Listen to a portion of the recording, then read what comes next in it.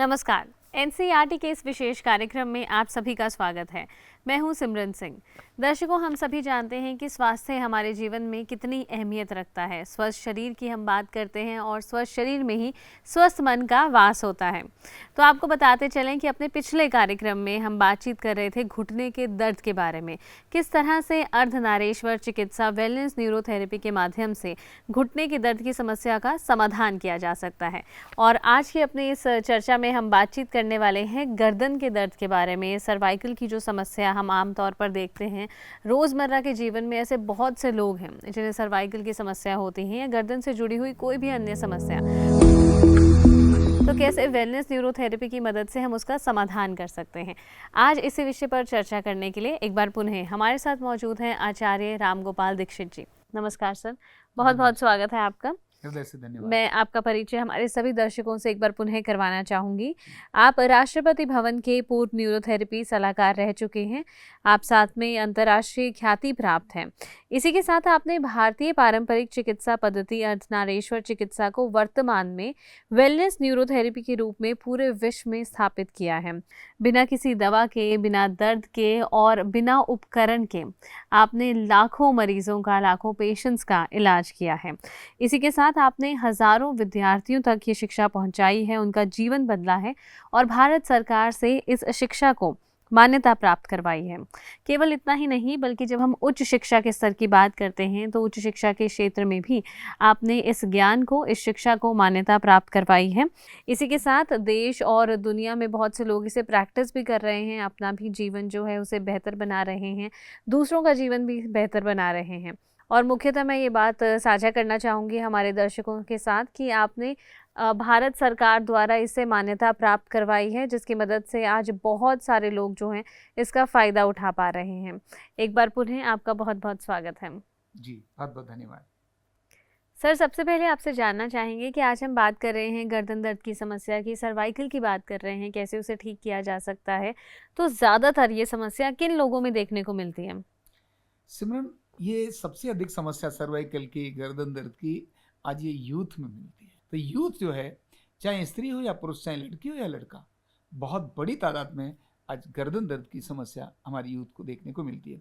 आजकल यूथ में मैं जब शब्द बोलता हूँ तो जो स्कूल जाने वाले बच्चे, विद्यार्थी, वो उनको भी गर्दन दर्द की समस्या है जी। उनको भी बहुत बार वो सारे सिम्टम्स जो बाकियों को नजर आते हैं वो उनको भी नजर आ रहे थे। और हम देखते हैं कि अक्सर इस तरह के जॉब्स भी होते हैं, वर्किंग कंडीशंस होती हैं जहाँ पे बहुत लंबे समय तक आपको डेस्क जॉब करनी है और सामने बैठ के कंप्यूटर को देखते रहना है। तो मुझे लगता है शायद ये भी एक मुख्य कारण इसका हो सकता है। साथ ही और कौन कौन से कारण हैं इससे जुड़े हुए, आप हम तक पहुँचाएँ ये बात। वैसे आपने बहुत महत्वपूर्ण बात मेरे साथ ये चर्चा में लेकर आई, क्योंकि कारण अगर नहीं जानेंगे तो निवारण कैसे करेंगे। बिल्कुल। और हमने ठीक भी कर दिया और सामने वाले को पता ही नहीं है कि मेरी बीमारी का कारण क्या है, तो फिर उससे निकल नहीं सकता जी। इसीलिए जरूरी है, रोग के इलाज से ज्यादा जरूरी है उसके कारण को जानना। बिल्कुल। कारण जानेंगे तो निश्चित निकल जाएंगे। अब इसके बहुत सारे कारण हैं। महिलाएं जो गृहिणी हैं, जो कॉर्पोरेट जगत में नहीं है, उनके भी सर्वाइकल के कारण अलग हैं। जैसे उनका सोने का तरीका, रात को सिर के नीचे ऐसे हाथ लगा के सोएंगे, तो जो ऐसे सिर के नीचे हाथ लगा के सोएंगे उनको सर्वाइकल की तकलीफ पक्की आएगी। फिर कुछ को आदत होती है मोटे पिल्लों पर लगा कर सोना, गर्दन के नीचे बड़े मोटे मोटे पिल्लो लगाएंगे। तो ये जो हमारी डे टू डे की जो हमारी एक्टिविटीज है, लाइफस्टाइल है, ये ऐसे लोग हैं जो कॉर्पोरेट में नहीं है, मैं उनकी बात कर रहा हूँ। कॉमन लोग इस तरह की समस्या से के कारण से आते हैं, इनके कारण मेन रहते हैं। जो कॉर्पोरेट जगत है वो आज जो समय जैसा बदल गया है और हम डिजिटल क्रांति की तरफ जैसे हम गए हैं, ये डिजिटल क्रांति ने हमारा लैपटॉप हमारी लाइफ बना दिया। बिल्कुल। माने बैंक में भी है, जो पहले वही खाते लिखे जाते थे अब बैंक में भी चल रहा है। स्कूल के टीचर्स भी आजकल लैपटॉप और इसी पर ज़्यादा काम करना शुरू हो गए, उनके बोर्ड भी वही हैं, पहले प्रेजेंटेशन बनाएंगे, ये भी हो गया। और जो आईटी सेक्टर है या जो उसको हम और भी कॉर्पोरेट जगह को बोलते हैं, वो तो सब आ ही गया है। और बड़े कारण क्या है उसमें, जैसे लैपटॉप पर हम कभी बैठते हैं और आप देखिए सामान्यतः काम करने वाले व्यक्ति को तो ऐसे करके उसके दोनों हाथ ऐसे चल रहे होते हैं जी। तो लैपटॉप का या उसके कंप्यूटर की जो उसकी हाइट है, अगर वो ठीक ना हो तो भी गर्दन दर्द का बड़ा कारण देखना होता है। और फिर जो उसके हाथ जैसे रख करके जैसे वो रखे और कीपैड पर वो ऐसे करके उंगली मूव करेगा, तुरंत कंधे उठ जाते हैं और उसको पता नहीं चलता कि मेरे कंधे उठ गए। टाइप कर रहा है और ऐसे कर रहा है एकदम। मैंने हजारों लोगों को देखा, कई कॉर्पोरेट हाउसेस के अंदर मैंने उनके एम्प्लॉइज को देखा, जैसे वो अपना काम कर रहे थे तुरंत कंधा उठ गया। इसके कारण उनको सर्वाइकल की प्रॉब्लम आती है। उनके जो पोस्चर है बैठने के, क्योंकि आदत ही नहीं है कमर सीधी करके बैठने की, वो आगे झुक करके बैठते हैं, गर्दन का वजन आगे जाता है। और आपको मैं एनाटॉमिकली भी बात करूं तो जो हमारा सर्वाइकल का एरिया है हमारा मूव करता है, इधर गया, ऊपर गया, नीचे गया, लेकिन इसके जस्ट नीचे जहां से एडजॉइन है, जहां जुड़ा है, जो डॉर्सल है वो हार्ड है, यानी T1 T2 ये नहीं मूवमेंट करते हैं, लेकिन C7 C6 ये मूवमेंट करते हैं। ऊपर फ्लेक्सिबिलिटी है, नीचे हार्ड है, इसीलिए C4 C5 C6 के अंदर ये कॉम्प्लिकेशंस आ जाती हैं। अभी कारण में ये कारण के साथ साथ बड़ा कारण व्यक्ति की अपनी जो डेली रूटीन है वो भी है।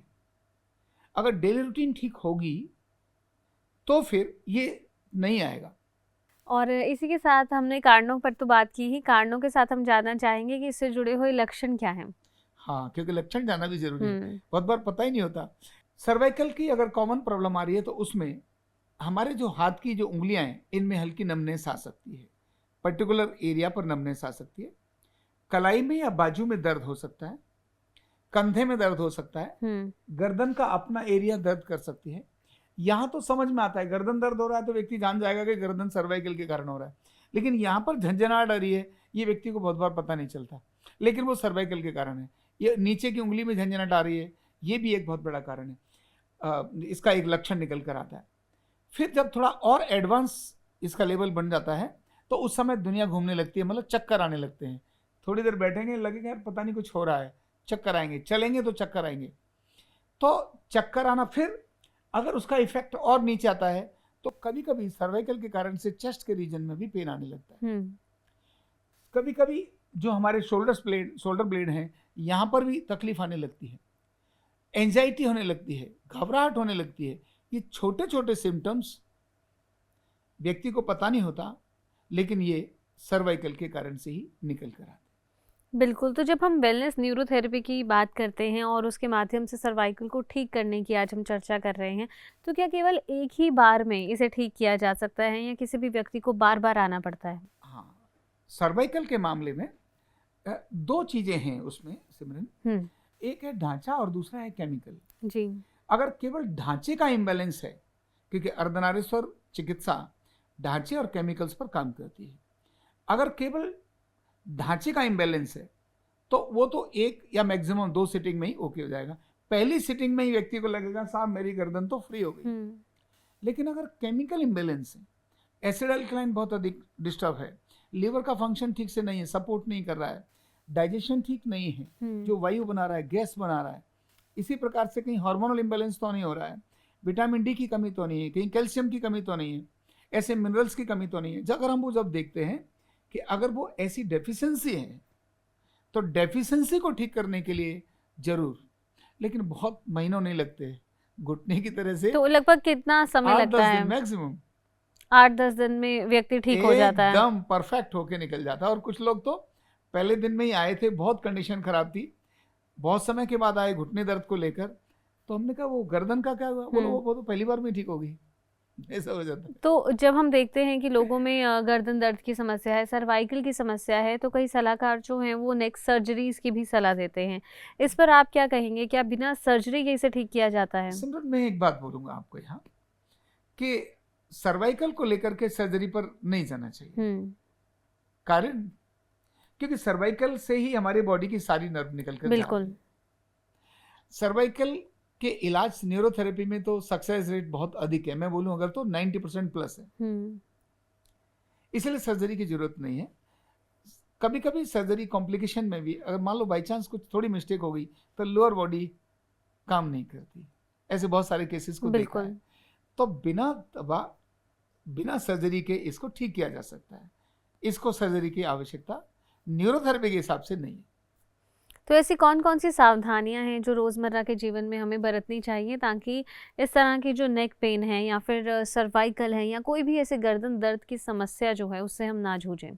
जी, सबसे पहला क्रम तो है कि आप अगर कंटिन्यू किसी ऑफिस में कहीं काम कर रहे हैं जी। तो अगर आपको 8 घंटे भी काम करना है और आपको बेशक लगता है कि मुझे बहुत ज़रूरी है, तो जब आपका दर्द होने लगेगा ना तो आपकी प्रोडक्टिविटी कम हो जाएगी, बिल्कुल। आपकी कैपेसिटी कम हो जाएगी, आपका बार बार ध्यान गर्दन में जाएगा, तो वो नौबत आनी नहीं चाहिए। तो 1.5 घंटे 2 घंटे के अंदर बैठने के बाद थोड़ा सा मूवमेंट कर लीजिए, थोड़ी स्ट्रेचिंग दे दीजिए। ये मैं ऑफिस वर्किंग जो पर्सनल्स हैं उनकी बात कर रहा हूँ।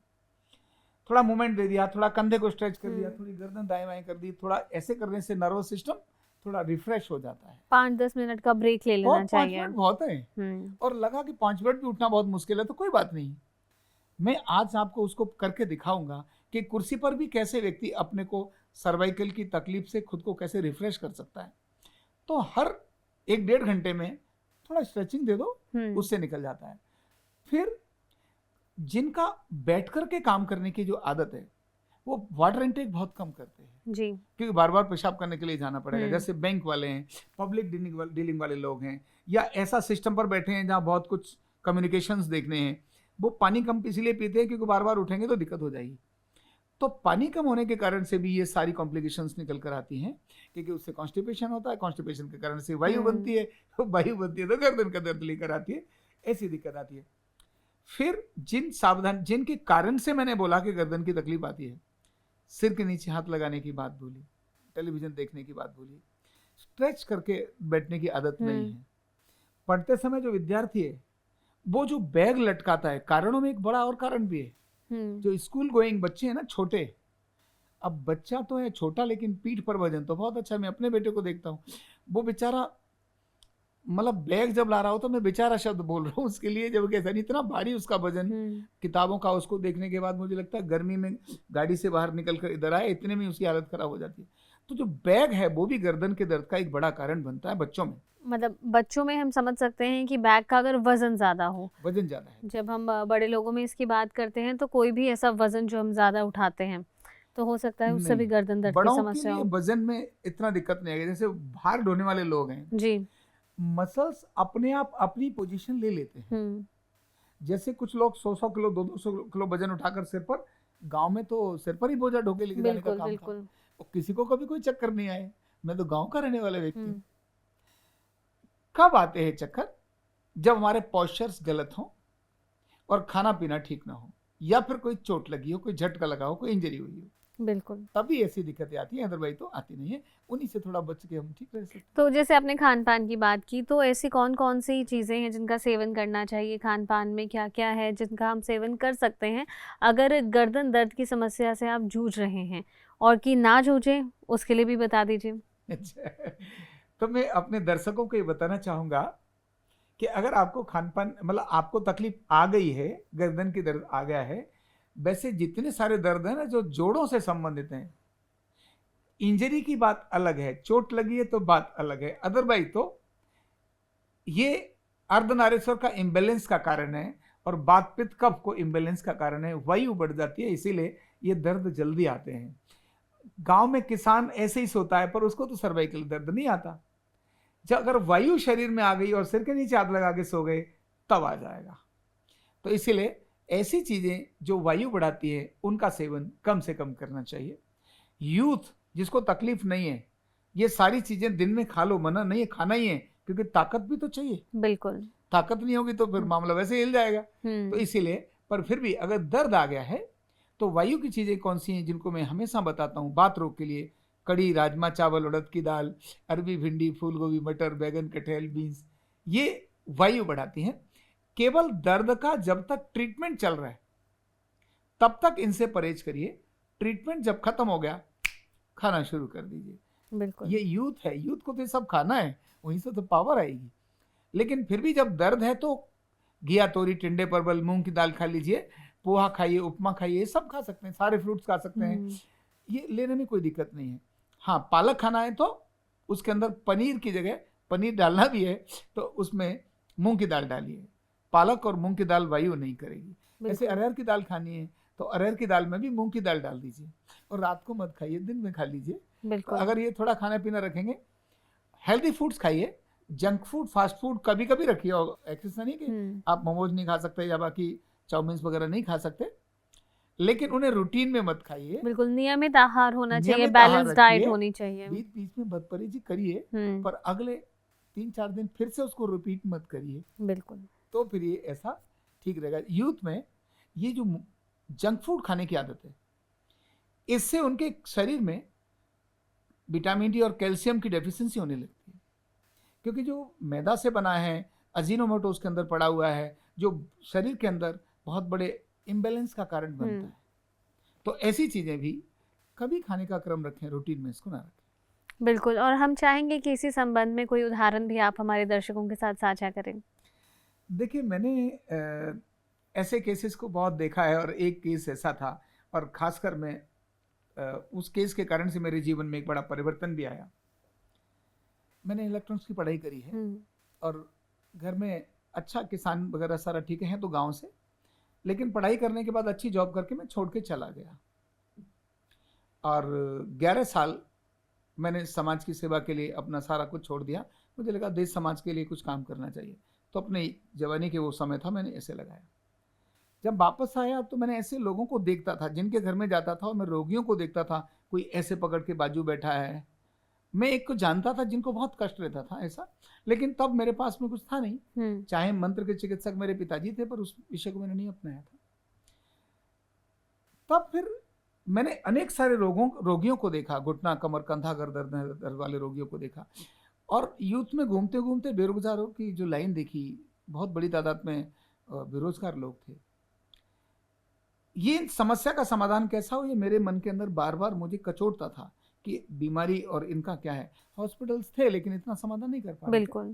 तब मुझे डॉक्टर महराज जी के पास, मुझे मेरे कोई अजीज थे, बड़े थे, उन्होंने भेजा। ये देखने के बाद मुझे लगा कि जरूर इस समस्या का समाधान ये बन सकता है। और जब उन्होंने कहा कि बिना दवा बिना मशीन के ठीक हो सकता है, तो मैंने कहा ये तो बहुत ही बढ़िया चीज है, ये हो सकता है। तो वो सीख करके इस क्रम को मैंने अपनाना शुरू किया, और वो जो व्यक्ति जिनको मैंने देखा था वो ऐसे करके रहते थे, बहुत तकलीफ होती थी। जब मैं दोबारा आया इस सीखने के बाद, तो उन्होंने कहा कि मैं तो पिछले 12-15 दिनों से सोया ही नहीं हूँ।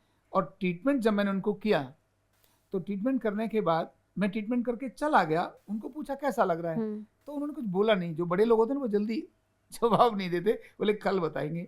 मेरे जाने के बाद वो सो गए, जो सोए नहीं थे। ये 11 बजे की बात है दिन में। शाम को 7-8 बजे उनके घर से फोन आया कि बाबूजी तो अभी सो रहे हैं, क्या जगा के खाना खिला दें? तो मैंने कहा गलती मत करना, 14-15 दिन से सोए नहीं है, उनको थोड़ा सोने दो, जब जगेंगे तब खाना खिलाना। तो जब वो ठीक हुए और उनके अंदर ये चेंज नजर आया, तब मुझे लगा कि ये विज्ञान एक भारत का विज्ञान बनना चाहिए। बिल्कुल, बहुत बड़ी आवश्यकता है, बीमारी और बेरोजगारी दोनों को समाधान कर सकता है।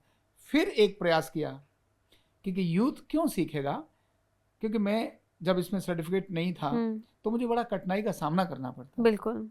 और आज कहीं भी कुछ करने के लिए आवश्यकता होती है कि भाई आप कहाँ से पढ़े लो बताओ, वो एक सर्टिफिकेट जरूरी है, सर्टिफिकेशन की आवश्यकता थी। तब फिर इस विज्ञान को भारत सरकार से मान्यता मिलनी चाहिए।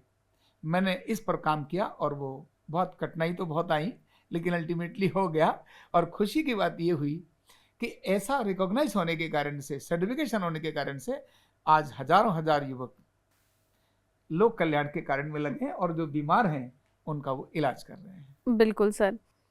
तो दर्शकों, चलिए डेमोन्स्ट्रेशन के माध्यम से जानते हैं कि कैसे वेलनेस न्यूरोथेरेपी की मदद से गर्दन के दर्द को डायग्नोज किया जा सकता है, उसे ट्रीट किया जा सकता है।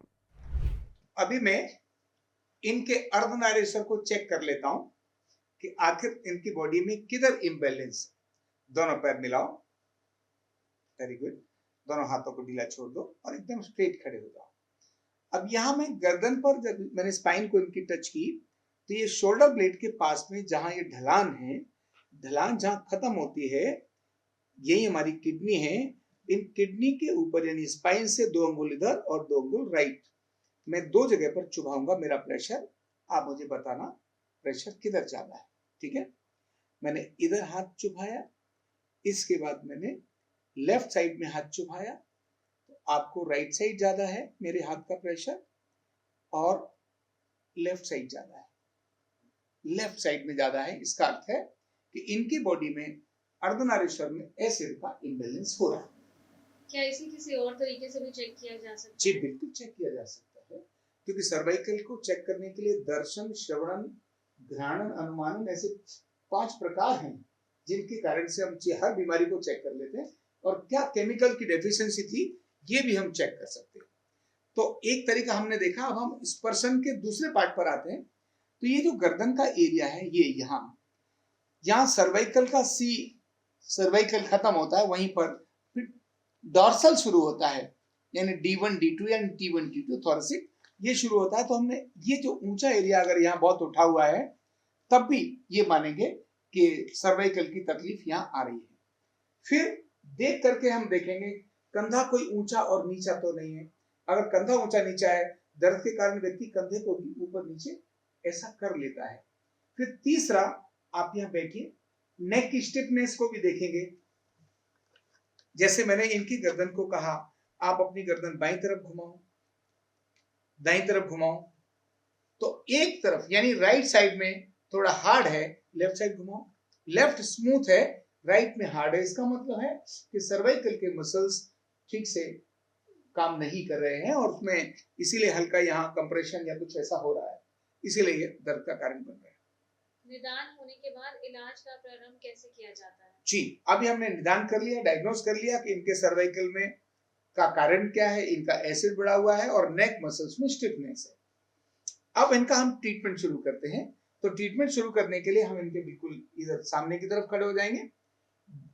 बायां हाथ इनकी गर्दन पर मैंने लगाया और दाहिने हाथ की 5 उंगली मेरी इकट्ठी की और गर्दन से शोल्डर तक पूरी पीठ को क्लॉकवाइज करना है, जिससे यहाँ के मसल्स रिलैक्स हो जाएं। तो मैंने ये शुरू किया, बिल्कुल कान के पास से शोल्डर पर। प्रेशर मेरा इतना है कि ये सह सकते हैं, बहुत अधिक नहीं है लेकिन इतना कम भी नहीं है कि इनको पता भी न चले। क्यों, कैसा लग रहा है?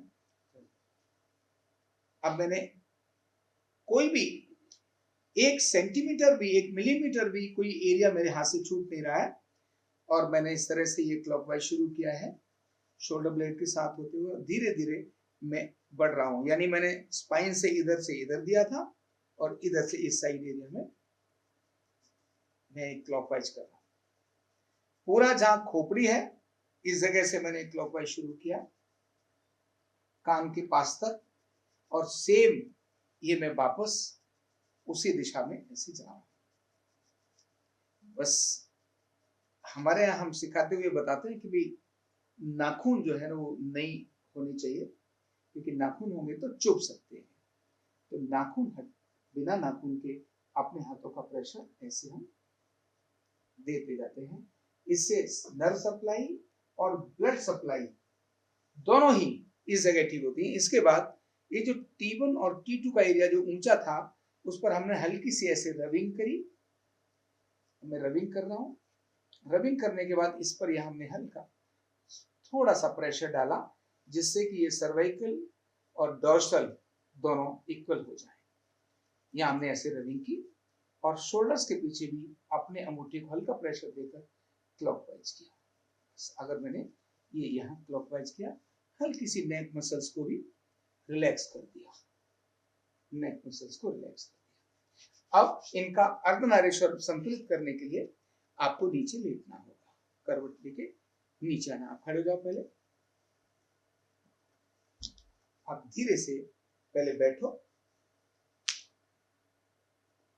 Very good. अब करवट लेके नीचे जाना, किधर भी लेफ्ट या राइट कोई भी करवट लीजिए, नीचे करवट लेकर ही जाना है। बिल्कुल। अब सीधा लेट जाइए, सीधा हो जाइए, सीधा हो जाइए, ऑन बैक। वेरी। अब आपको अपने दाहिनी तरफ राइट साइड में करवट लेना है और इस पर आप अपना बाईं लेग उठाकर उस पर रख देंगे। गुड। तकिया सिर के नीचे लगाना नहीं, बाजू को तकिया सिर के नीचे बाजू लगाने से तो सर्वाइकल की तकलीफ आई थी। ट्रीटमेंट में भी अगर मैं वही करा दूंगा तो कैसे काम चलेगा? रिलैक्स होकर लेट जाओ। ये मैंने पैर इनका सीधा किया, इसको तकिया पे रखो पूरा, थोड़ा और ले जाओ आगे, थोड़ा और, बस रिलैक्स ऐसे। अब इनकी जो ये दाहिनी जगह है, इनर साइड से मैंने ऐसे 3 जगह पर प्रेशर देना है 6-6 सेकंड। ये लेफ्ट किडनी का सर्कुलेशन बढ़ाती है और उससे एसिड फिल्टर अधिक होगा तो एसिड एल्कलाइन उससे बैलेंस हो जाएगा। देखते हैं करते इनका कैसा होता है। अब मैंने पहले पॉइंट पर 6 सेकंड का प्रेशर दिया, फिर मिडिल जंघा का मिडिल प्रेशर देना है। इसमें हल्का दर्द हो सकता है थोड़ा सा, लेकिन वो कुछ पल का होगा और दर्द भी सुहाने वाला दर्द होगा, यानी पिंचिंग पेन नहीं होगा, सूदिंग पेन होगा, है ना। फिर मैंने मिडिल में प्रेशर दिया, आपको यहां दर्द है, यहां भी है, आपको यहां कम है, यहां दर्द है ना, यहां है लेकिन उतना उतना नहीं है जितना मिडिल में था। इसका मतलब है कि इनको एसिड थोड़ा अधिक बढ़ा है ना। नीचे और जाता है, ये यहाँ नहीं, घुटनों से नीचे और ये यहाँ हाँ, ये नहीं, उधर नहीं, मैं जहाँ मैं प्रेशर हाँ, दे रहा हूँ। आपका जो दर्द था वो दर्द भी कम हो जाएगा, पर जो मैंने आपको प्रेशर दिया है इससे आपको, अब ये मैं आपको 6 राउंड आपके दूंगा। क्यों? आपकी बॉडी में एसिड काफी बढ़ा हुआ है। दोनों हाथों का स्मूथ प्रेशर 4 से 6 सेकंड का 3 जगहों पर, और ये मैं 2 राउंड कंप्लीट कर रहा हूं और 6 राउंड कंप्लीट कर रहा हूं। ये कम से कम 3, अधिकतम 7-8 तक दे सकते हैं, डिपेंड करता है कि व्यक्ति को कितना एसिड बढ़ा है। ठीक है, बस रबिंग इसीलिए की क्योंकि हमने प्रेशर दिया था और प्रेशर देते समय किसी प्रकार की कोई टेंडरनेस न रहेगा, इसीलिए। अभी आप धीरे से करवट लेकर हाँ खड़े हो जाइए। अब हम आपको चेक भी करेंगे। नहीं नहीं नहीं, करवट लेना है फिर बैठना। अब बैठ जाओ ऐसे, कभी भी ऐसे ही बैठना, नहीं तो फिर गर्दन भी और नाभि भी दोनों गड़बड़ हो जाएंगे। अब पहले हम चेक करेंगे आपका, इधर खड़े हो जाइए, इस पैर मिलाइए दोनों, देखते हैं। इधर मैंने चुभाया और इधर मैंने चुभाया, अब इक्वल हो गया दोनों तरफ, इक्वल हो गया। इसका अर्थ है कि इनका अर्धनारीश्वर एसिड एल्कलाइन दोनों बैलेंस हो गए। आप आगे चलिए, थोड़ा गर्दन की फ्लेक्सिबिलिटी भी देख लेते हैं। बैठो, मैंने हल्की सी यहाँ रबिंग की,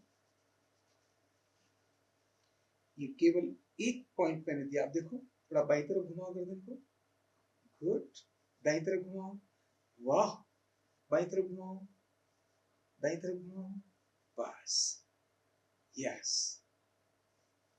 खड़े हो जाओ, इधर मुंह करिए, इधर। कैसा लग रहा है? इधर है जो स्टिफनेस थी वो गायब हो गई, मतलब है थोड़ी कम हो गई। गुड। तो ये था वेलनेस न्यूरोथेरेपी अर्धनारीश्वर चिकित्सा का। मैंने कुछ पॉइंट्स देकर इनको ठीक किया, मतलब अर्धनारीश्वर को इनका संतुलित किया है। तो दर्शकों, अभी आपने जाना कि किस तरह से अर्धनारीश्वर चिकित्सा वेलनेस न्यूरोथेरेपी की मदद से गर्दन का दर्द यानी सर्वाइकल की समस्या को दूर किया जा सकता है, वो भी चंद मिनटों में। तो मुझे लगता है कि ये जानकारी जितनी हमारे लिए महत्वपूर्ण है उतनी ही आपके लिए भी महत्वपूर्ण होगी। अपने इस संस्करण को तो हमें यहीं पर समाप्त करना होगा, पर अपने अगले एपिसोड में, अपने अगले संस्करण में हम बातचीत करने वाले हैं कि कैसे कंधे के दर्द को दूर किया जा सकता है वेलनेस न्यूरोथेरेपी की मदद से। हमें दीजिए इजाज़त और हम जल्द ही आपके साथ फिर से हाजिर होंगे। नमस्कार।